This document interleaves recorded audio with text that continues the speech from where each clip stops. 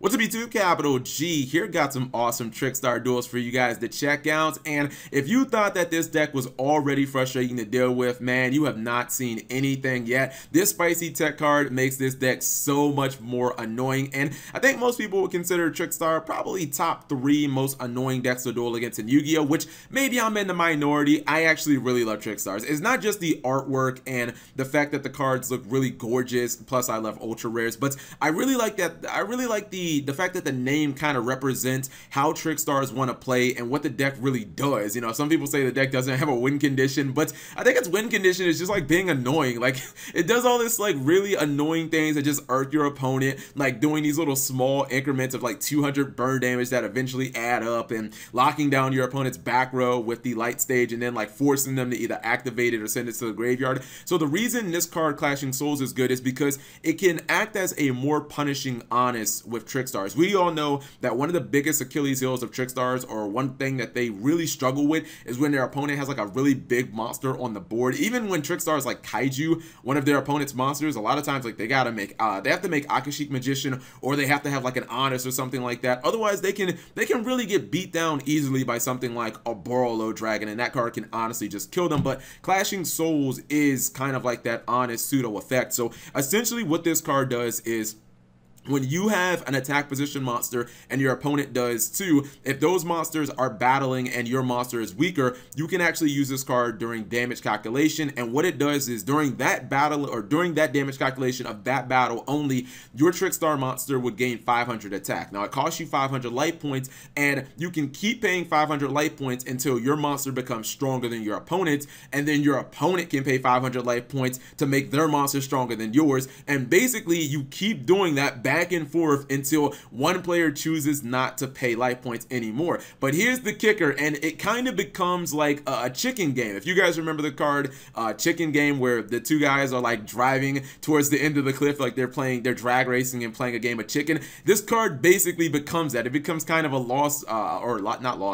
last turn situation, because the player who has their monster die in battle, they lose every single card on their field. So like they are ultimately punished because they lose their entire field, and those cards are sent to the graveyard. They are not destroyed, so it doesn't trigger things as well. And the reason that this is awesome in Trickstars is because a lot of times, Trickstar being a burn damage deck, obviously you can make it so you can activate this after your opponent has lost a bunch of life points. So Trickstars usually get first damage in really easily because of the burn cards in the deck. So if your life points are higher, when you activate this card, your opponent is not going to be able to pay more life points than you are, and they'll kind of automatically lose. And if they're smart, they'll stop paying immediately, but then they open their field up, and Trickstars can capitalize off of that. So I know I've been talking a lot, but let me show you guys how it works, I guess, in a practical situation. Now, this first duel is against Monarchs. The Monarch player is not playing a very optimal build. Looks like he's running 58 card domain Monarchs, whatever the fuck that is, but he's running a really bad build of Monarchs. Don't take this one too seriously. I just want to show you guys how it works in practicality. So you guys know, so first off, he does the 400 damage just off the jump with Light Stage and Lycoris, but then he also plays Secret Barrel, which is pretty good in the early game, not gonna lie. In this type of build of Trickstars, I wouldn't mind just playing some actual just straight up burn damage cards. He plays Reckless Greed, maybe the Dark Realm of Nightmare, I'm not sure about, but that card can be a massive blowout card. So Trickstar player is actually down on life points, so he doesn't want to use Clashing Souls yet. You don't want to use it until you actually have more life points than your opponent. Like if you take a direct attack or something like that, that's not the time to use Clashing Souls. You will actually get fucked. So he's going to search out a Reincarnation. He plays Light Stage to get Lycoris back. He's probably going to Reincarnation, bounce, and just do a bunch of burn damage with Reincarnation, and then when his opponent attacks, that's when he'll activate it. So life points are close, but now that he's used Reincarnation, obviously he has the lead with the Reincarnation burn from Lycoris and the burn from the Light Stage. Now, I don't know why his opponent is searching while Lycoris is on the field, because, bro, you just taking more burn damage, but, I mean, whatever. I think he's going to tribute from Majesty's Fiend, which really isn't good against Trickstar, because they don't really rely, like, only Candina really relies relies on the effect, and yeah. So this is what's gonna happen. He activates Clashing Souls, and both players, now they're in that tennis match of paying 500 life points, but since Trickstars have more life points, they can keep paying more. His opponent realizes that, and his board is just completely wiped. Now, he saves himself by using 1 day apiece, but let's be real, how many people actually play? Because he would have lost right here had he not had that 1 day apiece. Most people don't play 1 day apiece, and that's why I think the card is awesome, because it can essentially force your opponent into a situation where they either die to paying life points, or they die because their field is completely open and they've lost all their resources. So it can be pretty awesome. Let me show you guys another duel of it. In fact, this is against Pendulum Magicians. I believe the Pendulum Magician player is a little better than the Monarch player. In fact, out of the 3 duels, I think the players are going to get progressively better. The Monarch player was not very good. So he opens up with the Trickstar Light Stage, and he opens up with Clashing Souls, plus a copy of Lycoris. So now, yeah, you just want to get Reincarnation so that you do the early burn damage. And him having Dark Room of Nightmare, this is like the perfect setup, basically, because he can do the burn damage from Lycoris, he can do the burn damage from Light Stage, he gets burn damage from Dark Room of Nightmare, and then he gets a little more burn damage from Trickstar Reincarnation. Now, this card, I don't really know about the Gravekeeper's Retribution. This seems kind of shitty. I wouldn't run that, but I just think the concept here is actually just pretty solid. So you want to get a pretty big lead like turn 1, and then when your opponent tries to attack, you Clashing Soul them, and it's basically just game at that point. Like, they can't outpay you because you have more life points than them, and if they stop paying, then you can usually just kill them with battle damage the next turn, because you have the Candina, you have Light Stage to lock their back row down potentially, and they have a completely open board. Now, if they can still recover somehow, then, you know, more power to them. So Pendulum Guy is actually like paying himself to death at this point. I think he doesn't realize that every time he attempts to search, he's losing life points. Clashing Souls is going to kick in. He doesn't pay life points. The problem is, though, again, his field is completely empty, so all he has to do is lock down that back row. Now, he preemptively uses the Pendulum Graph Trap, which is fine, but you can't stop Candina, plus, you know, the attack, and it's pretty much just game at this point. So, you know what? Maybe the Pendulum guy wasn't actually better. I think he was actually a little worse than the Monarch guy. I guess I actually lied. Sorry about that. Next up is against True Draco. Let's see how Masterpiece and Friends does against it. And yeah, he is going first every single duel. So I know some people are like, oh, come on, Cap, he went first every duel. But I'm not saying that Clashing Souls is like the win condition. I'm just saying that it's another card that just kind of lets you derp hard in Trickstars, and it doesn't really require you to do anything else, because I don't know, I was testing with Trickstars on my stream. I'm starting to think Droll and Lockbird is really not good in the deck. A lot of people say that in tournaments you Droll and Lockbird get rid of your opponent's hand like once or twice in the tournament. So I'm thinking about taking that out for like Clashing Souls and just testing it. So once again, he gets an early life lead. I think he is going to get Masterpiece dropped on him turn 1 plus a card of Demise. You guys know True Draco specialize in summoning Masterpiece very early, especially when he gets the diagram off. And yeah, I believe he's going to get Heritage.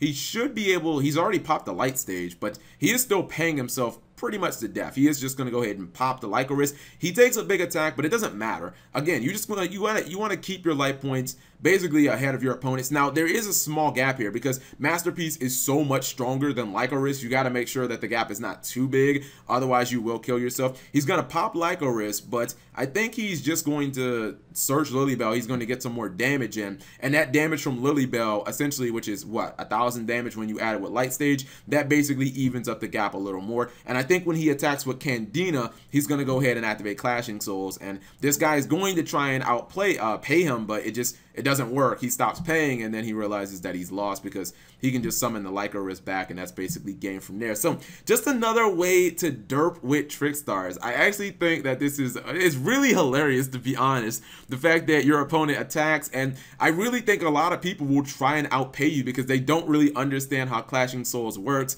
and when they pay, you know, 3,000 life points trying to outpay you, then you've got them low enough to where they lose their field, and then you're able to just clean them out with maybe a Candina summon and just battle phase at that point. So if you guys enjoyed the video, give me a thumbs up and share it with anyone who watches Yu-Gi-Oh videos. Thank you guys for watching. As always, subscribe if you have not already, and turn on those notifications for daily videos. This video has been brought to you by Audible. Get a free audiobook download and 30-day free trial at audible.com/MegaCapitalG. Over 180,000 audiobooks to download, and if you get rid of your free trial, you still keep the book. I'm listening to Super Sales on Superheroes by William D. Aaron. Link in the description. And actually, I'm just going to go ahead and show you guys the deck profile right now because we're so close to 10-minute ad revenue. Let's just go over the top. So I have edited this deck a little bit more towards my liking. I left in a whole lot of the Neg 1 burn cards. I think they're good because, again, the concept is to get your opponent down really early so that Clashing Souls resolves and your opponent essentially has no way out of this situation, especially since you're doing this in the damage step. But yeah, I wanted to keep in cards like the Just Desserts, the Secret Barrels. Those are just easy ways of getting quick burn damage. You can throw Chain Strike in there, and plus they work really well with Darkroom and Nightmare. I took a couple of things out, like I think he only had 2 copies of Reckless Greed. That makes no sense. Reckless Greed is one of those things you either play 3 of it or you don't play it at all, and Reckless Greed does actually work with this card right here, Firecracker. This is technically a hand trap, which you'll notice there's not that many hand traps, not a lot of the conventional Ghost Ogres and you know, Droll and Lockbirds, Ash Blossoms. No room for all of that nonsense, but we do have Honest, we do have Firecracker. He didn't run Honest. I decided to run Honest because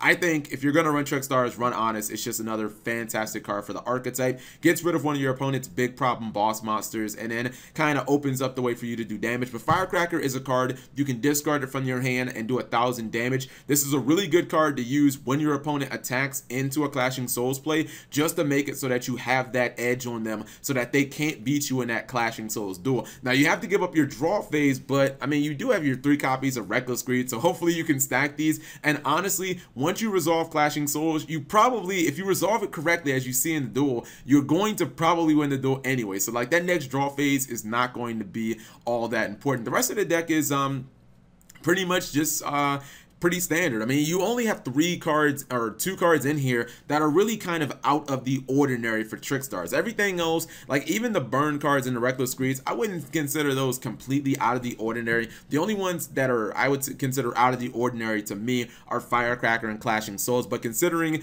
those are only 5 cards out of a 43 card deck, you still have the ability to just, you know, do typical Trickstar derp, which is, you know, maybe summon Candina, like a risk your opponent summons a monster, attacks into Honest, you lock their back row out with maybe your copy of Light Stage, summon Candina again, search like a risk, attack, bounce, attack for game. So you can still do your typical derp, but you're not reliant on your typical derp because you do have a couple of other just like crazy cards that your opponent is going to have no idea what the fuck they do, and the card is just going to ultimately wreck them. So just wanted to show you guys the deck. Of course, it will be in the description of this video. Thank you guys for watching as always.